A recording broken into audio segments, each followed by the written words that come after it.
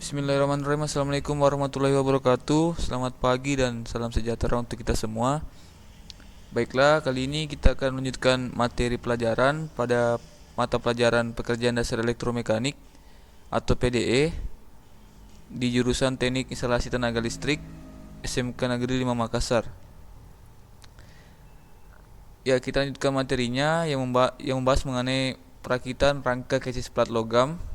Sebelumnya kita telah membahas mengenai dua teknik merakit kesis plat logam, yaitu yang pertama fastener, kemudian metode patri, dan yang terakhir ini yang akan kita bahas hari ini adalah metode keling. Jadi konsep dasar sambungan keling ini pada dasarnya sambungan keling adalah sambungan yang berfungsi untuk mengikatkan atau menyatukan bagian suatu benda dengan benda lain menggunakan alat sambung berupa paku keling. Karakteristik utama dari sambungan ini adalah bersifat permanen, tetap dan sulit dibongkar. Hal ini dikarenakan bagian ujung paku keling memiliki ukuran yang lebih besar daripada bagian batangnya. Itulah mengapa sambungan ini banyak diaplikasikan atau digunakan pada bangunan-bangunan yang bergetar atau bergerak. Nah, seperti ini contoh alat yang digunakan untuk memasang paku keling. Ini bernama rivet gun. Dan ini contoh paku keling yang digunakan pada sambungan keling. Dan inilah contoh hasil dari sambungan keling. Jadi seperti ini hasilnya. Jadi dia bersifat permanen. Dia tetap dan sulit dibongkar. Tapi bila ingin ada pembongkaran, maka caranya adalah yaitu memotong kepala dari paku keling itu sendiri. Artinya kita merusak sambungan dari paku keling. Selanjutnya paku keling. Paku keling yang menjadi alat sambung utama pada sambungan ini merupakan paku yang terbuat dari logam. Bentuk paku ini terdiri dari bagian kepala dan bagian batang. Paku ini biasanya dipakai untuk mengikat penyambungan dari berbagai plat besi melalui proses pengelingan. Sambungan ini umumnya bersifat permanen dan sulit untuk dilepaskan karena pada bagian ujung pangkalnya lebih besar daripada batang paku kelingnya. Nah, jadi di paku keling ini terdapat 5 bagian utama. Yang pertama bagian kepala, badan, dan ekor. Nah, seperti gambar ilustrasi di samping, kita bisa lihat ini yang bagian atas adalah bagian kepala. Inilah jenis paku keling setengah lingkaran, kepala setengah lingkaran. Kemudian ini badannya atau body, dan ini ekor atau tail. Selanjutnya kita akan membahas mengenai bentuk kepala paku keling. Nah, ternyata dapat diklasifikasikan menjadi dua jenis bentuk kepala. Yang pertama bentuk kepala paku keling, bentuk kepalanya yang pertama yaitu bentuk bulat, dan yang kedua dia kepala tirus. Nah, sebenarnya contohnya perbandingannya sudah sangat jelas bila kita melihat dari gambar ilustrasi yang ini dan yang ini, karena bentuk kepalanya terlihat. Yang pertama bentuknya setengah lingkaran, dan yang kedua rata atau tirus. Jadi paku keling kepala bulat paling banyak dipakai karena jenis paku ini paling mudah dipakai. Kemudian bahan yang digunakan untuk membuat paku keling antara lain baja kenyal, baja panduan, tembaga, dan aluminium.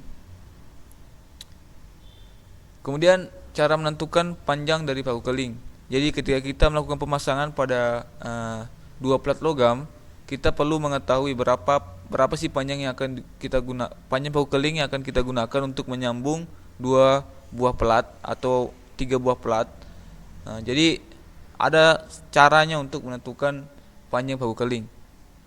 Ya, misalnya seperti ini contoh gambar ini.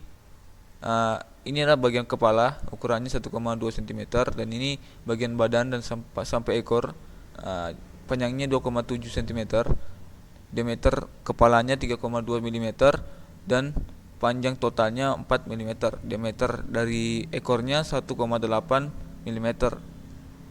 Nah, untuk menentukan dari panjang paku keling itu sendiri, ada rumus tersendiri untuk dapat menentukannya, yaitu seperti ini, seperti rumus yang di samping ini. Untuk kepala setengah bulat, rumusnya L sama dengan LK tambah LZ. L yang dimaksudkan ini adalah panjang yang dicari dari paku keling. Kemudian LZ 1,5 kali diameter ini membahas mengenai diameter dari paku keling yang akan digunakan. Kemudian LK sama dengan T1 tambah T2. Nah ini juga T1 dan T2 ini ukuran dari ketebalan plat logam yang akan kita sambung. Jadi T1 adalah plat logam pertama dan T2 adalah plat logam kedua. Jadi kalau 3 yang akan disambung berarti ada tambah lagi T3. Kemudian untuk kepala tirus juga hampir sama rumusnya, cuma berbeda di bagian LZ, di mana LZ dia menggunakan kepala tirus menggunakan 0,8, sedangkan pada LZ kepala setengah bulat menggunakan 1,5. Nah, itu standar dari kedua dari bentuk kepala yang berbeda. Nah, kita akan bahas mengenai contoh soal untuk menentukan panjang dari paku keling. Contoh soalnya seperti ini. Plat yang akan disambung rian memiliki tebal 7 mm dan 5 mm dan diameter keling 5 mm. Pertanyaannya, berapakah panjang paku keling setelah setengah bulat yang diperlukan? Jadi rian ini diilustrasikan ingin melakukan penyambungan dua buah plat yang tebalnya, yang plat pertama berjumlah 7 mm dan yang kedua memiliki ketebalan 5 mm dan diameter keling sebesar 5 mm.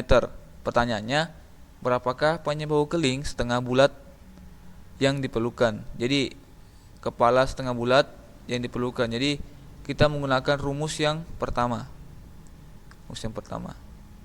Atau untuk yang khusus untuk kepala setengah bulat. Jadi kita jawab terlebih dahulu. Untuk sebelum kita mendapatkan ukuran L atau panjang dari paku keling, kita harus mencari dulu bagaimana jumlah dari LZ dan LK. Jadi LK pertama kita cari LZ-nya terlebih dahulu, 1,5 dikali D atau diameter. Nah, 1,5 dikali dengan diameternya yaitu berjumlah 5 mm, kita masukkan. Nah, kemudian kita kalikan. 1,5 kali 5 sama dengan 7,5 mm. Kemudian kita mencari LK, yaitu ketebalan dari dua buah plat yang akan kita sambung, yaitu T1 yang memiliki ketebalan 7 mm dan plat 2 yang berjumlah ketebalannya 5 mm. Jadi 7 tambah 5 sama dengan 12 mm. Nah, kita langsung dapat menjumlahkan kedua buah hasil yang telah kita dapat tadi, yaitu dengan rumus L sama dengan LK tambah LZ. Jadi LZ-nya 7,5, LK-nya 12 mm. Jadi hasilnya 19,5 mm. Nah, itu hasil untuk menentukan panjang paku keling dengan ketebalan plat 7 mm dan 5 mm. Semoga dipahami.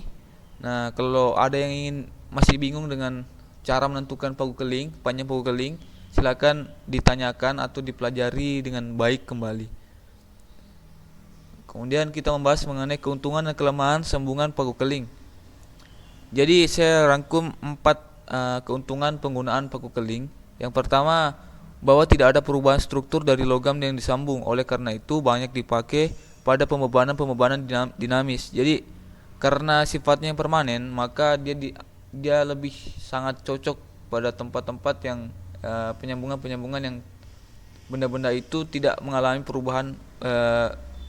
perubahan tempat. Jadi sifatnya dinamis. Kemudian sambungan keling lebih sederhana dan untuk dibuat. Jadi sambungan keling merupakan sambungan yang cukup sederhana dan mudah dibuat. Kemudian pemeriksaannya lebih mudah.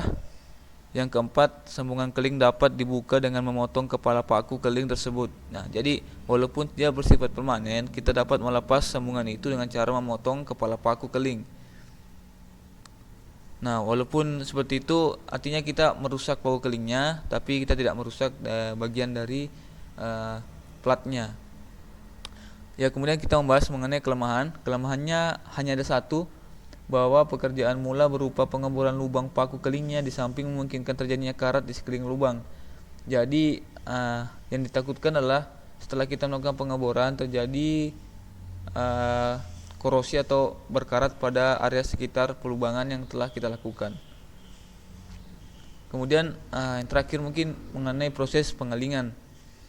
Pertama, siapkan plat yang akan disambung, lalu buat lubang pada plat-plat tersebut. Pastikan ukuran lubang sesuai dengan ukuran paku keling yang hendak digunakan. Sebagai catatan, akan lebih baik bila diameter dari lubang tersebut berukuran 1,5 mm lebih besar daripada diameter paku keling untuk menghindari gesekan berlebih antara lubang dan paku. Nah, jadi seperti ini gambar ilustrasi pemasangan paku keling. Nah, ini dua plat logam yang disambung, yang atas dan di bawah. Kemudian ini bagian kepala dari paku keling yang dimasukkan dan akan dipres dari atas sehingga akan mengunci nantinya. Kemudian setelah melakukan pelubangan, maka dilakukan dengan melanjutkan dengan memasukkan paku keling ke dalam lubang tersebut.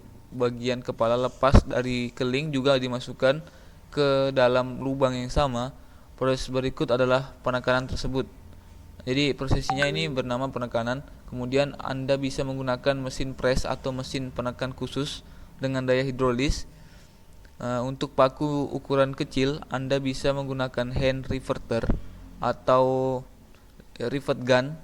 Bisa juga menggunakan palu maksudnya. Nah, seperti ini gambar ilustrasi pemasangannya. Jadi nantinya rivet gun ini akan dimasukkan di sini paku kelingnya, kemudian diletakkan pada area yang akan kita sambung kepala dari paku keling tersebut, kemudian kita press. Nah, seperti ini ilustrasinya. Kemudian setelah sambungan sudah dipastikan cukup kuat, maka Anda tinggal melakukan pemotongan bagian ekor paku yang tersisa. Untuk pemotongan gunakan alat pemotong khusus. Menggunakan alat tersebut ditujukan agar permukaan sambungan bisa sama dengan permukaan plat yang disambung. Oleh karena itu diperlukan pemotong yang bisa memastikan hasil pemotongan benar-benar rapi. Itulah kenapa menggunakan mesin pemotong khusus lebih disarankan ketimbang menggunakan gergaji manual. Nah, jadi setelah pemasangan dari paku keling telah kita pasang pada platnya, kemudian setelah kita press, maka akan tersisa ekor dari paku keling tersebut yang harusnya kita potong karena bisa membuat permukaan dari sambungan itu tidak rata. Jadi kita perlu melakukan pemotongan dengan alat pemotong khusus. Kenapa alat pemotong khusus? Karena dimungkinkan hasil pemotongannya lebih baik daripada menggunakan gergaji besi atau gergaji manual. Jadi diperlukan memang pemotong khusus untuk memotong sambungan keling. Nah, yang terakhir saya berikan tugas untuk kalian. Tugasnya saya rasa tidak terlalu sulit dan mudah untuk dikerjakan. Yang pertama yaitu deskripsikan tentang sambungan keling. Jadi saya minta untuk dapat mendeskripsikan dari bagaimana sambungan keling itu dilakukan. Kemudian yang kedua, deskripsikan tentang paku keling. Jadi kalian lagi harus mendeskripsikan dari paku keling atau menjelaskan dari paku keling.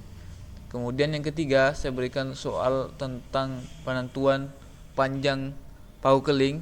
Nah, itu soalnya seperti ini. Plat yang disambung rian memiliki tebal 7 mm dan 5 mm dan diameter paku keling 5 mm. Kemudian berapakah panjang paku keling kepala tirus yang diperlukan? Jadi ini sebenarnya nilainya sama, cuma yang berubah adalah pertanyaannya.